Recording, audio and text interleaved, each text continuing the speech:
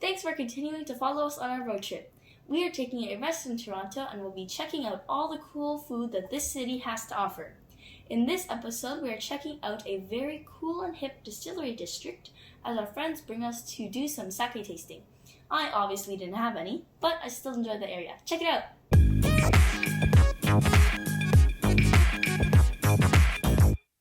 So this area that we're going, it's a whole district full of distilleries? So I think it used to be like a distillery, and now they just call it Distillery District. So. Oh, okay. But there's sake tasting there. There's sake tasting. They might still distill other stuff there. I'm not sure. I see. But it has nice patios there too, and a nice coffee shop, nice pastry shops.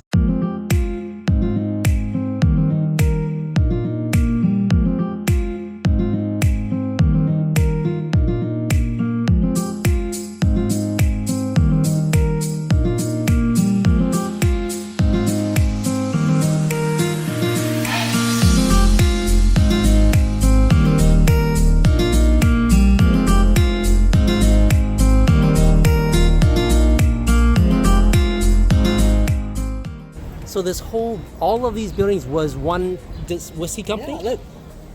Gooderham and Woods Limited. They were just... That's a big distillery. And where did they move to then? Or did they close? I really loved this neighborhood when I was there. I especially liked the very vintage historic feel.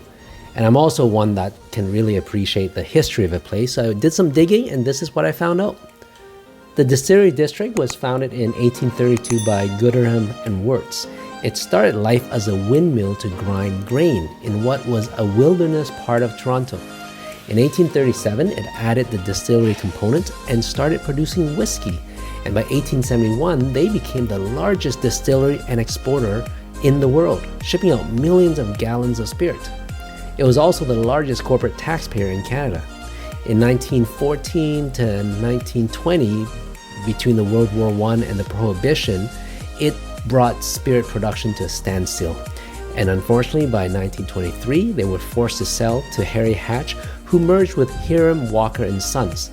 By now, those who know their whiskey should recognize that name and their product, which was the Canadian Club Whiskey. In 1988, it was actually designated as a National Historic Site because of the unique collection of unusually harmonious and intact, high-quality Victorian industrial buildings. There are actually over 40 heritage buildings on this site. If you like architecture, then you can probably spend at least half a day, maybe even a full day here. It's suggested that you start your tour at the Stone Distillery building, which is this white building here, at the south end of the site, then move along north along the west side of Trinity Street, then south along the east side of Trinity Street, and branch out as you wish after that. You can go to this website to follow a self-guided tour when you're here. In 1990, the Distillery District had a bit of a revival and became a popular destination for film, with over 1,700 movies filmed here. Then in 2001, it underwent a huge project to turn it into a car-free neighborhood that would preserve its heritage, dedicated to arts, culture, and entertainment.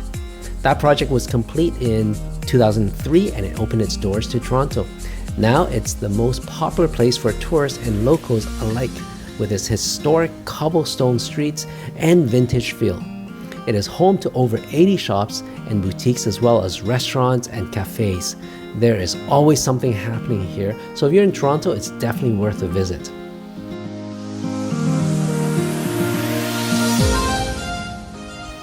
We definitely didn't have enough time for this place and will be coming back for sure. But here are some notable places that were recommended by our local friends to check out. A fun thing to do is to go to the Love Lock sign with a loved one. Bring a lock to lock it into the sign as a symbol of your love. In the summertime, there's sometimes a man that will sell the padlocks right there and then, so you don't need to bring it. But if you're here in the evening, and especially during Toronto's Festival of Lights, you'll see it come alive in many different forms.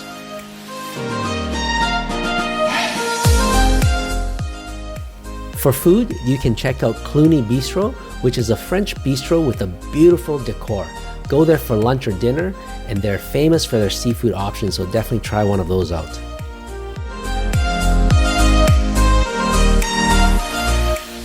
El Catrin is a place that brings fine dining to Mexican cuisine.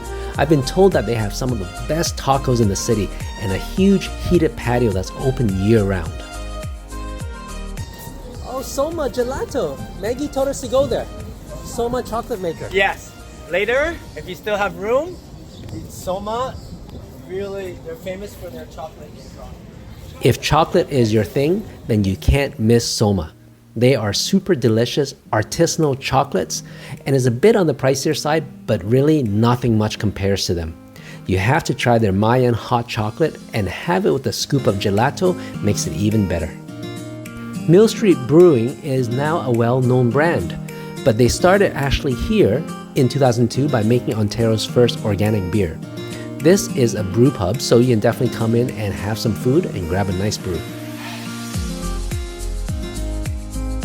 Spirit of York is a place that's true to the roots of the Distillery District. They make and distill premium spirits. There's a tasting room which you can tour and see the production behind a glass wall, and of course, try their product in their cocktail lounge. So, now we're gonna go do some sake tasting. We're going to the sake brewery, right here.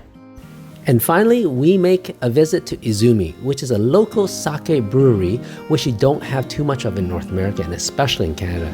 So we tried their sake tasting and had a great experience.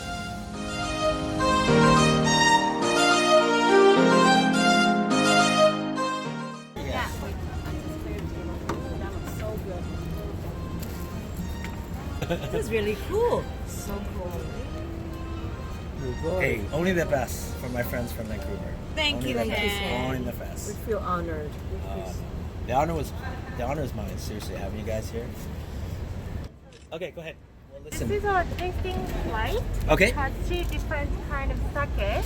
Okay. So this one's called Nama Nama, which is our signature unpasteurized. Very smooth, easy drinking. A lot of Toronto's fine restaurant has this product. Okay. So this one's called Teum Sakura.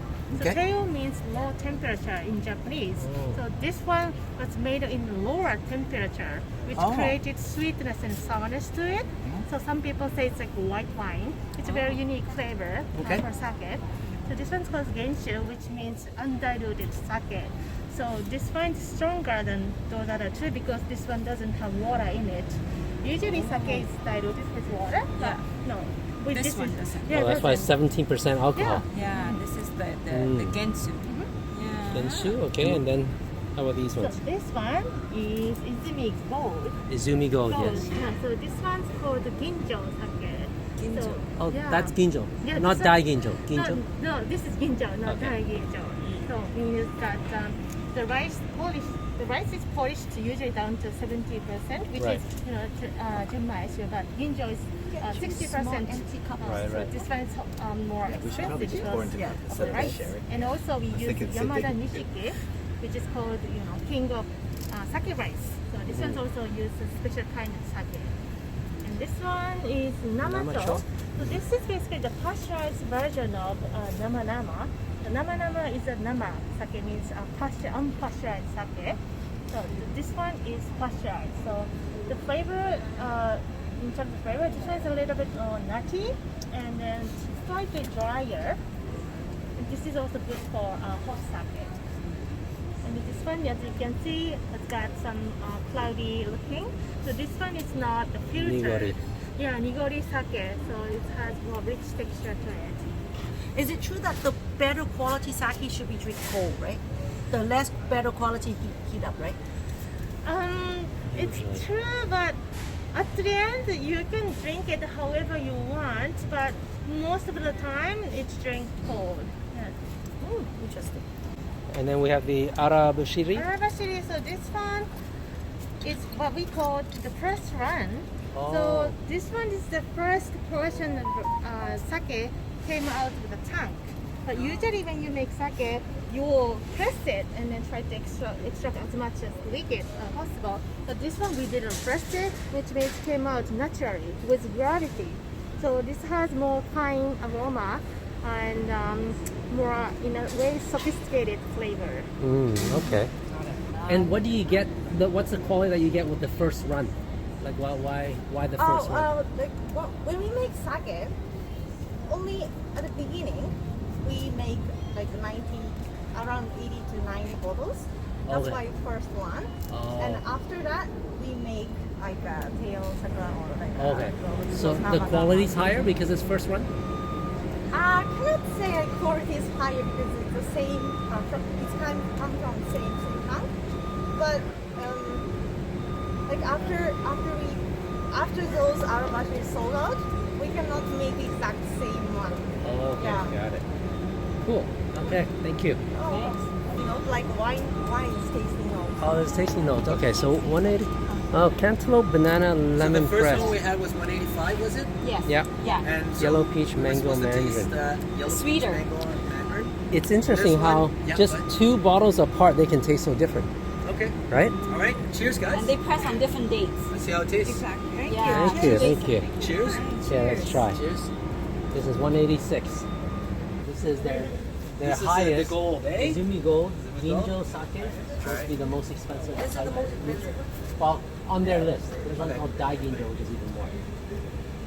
Oh, I like this Really one. sweet. Oh, all right. I like this one. All right, this is it. Winner. That's the winner. Winner.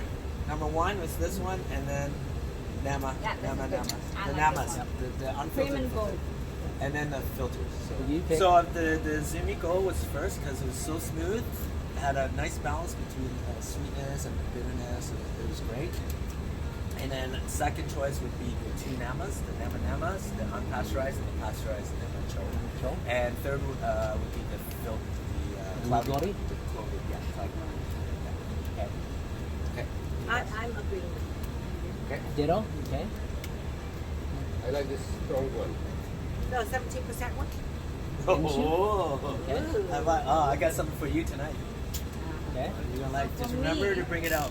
The Has first, been opened. the first choice I would go for Izumi Gold. Don't waste it on me. The first choice I would go for the Izumi Gold, and the second choice I like is the Teian Sakura, and the third one I like the Ginsu, the strong one.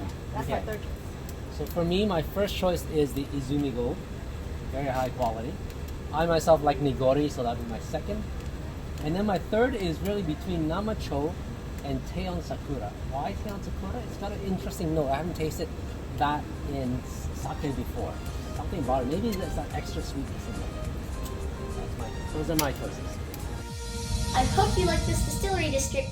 We definitely did not have enough time to check out many of the places, so we will be back. Check back with us next week as our good friend Ken shares with us secrets of Toronto and also single-handedly prepares a gourmet meal for us at his place. He is quite the foodie, so you do not want to miss it.